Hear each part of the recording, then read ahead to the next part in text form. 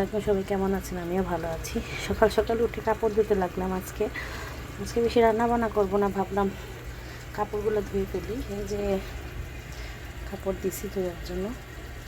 শুধু সকালবেলা ভুনা খিচুড়ি করছিলাম, ভুনা খিচুড়ি ডিম ভাজা। আর দেখি আজকে বেশি কিছু না রান্না নাও করতে পারি। আর এমনি সব কিছু গুছাইছি সকালবেলা উঠে। অগি কী করো? অগি বসে আছো তুমি? পাস্তাটা বানাবো, দেখি কীভাবে বানানো যায়। পাস্তার জন্য কড়াই বসিয়েছি।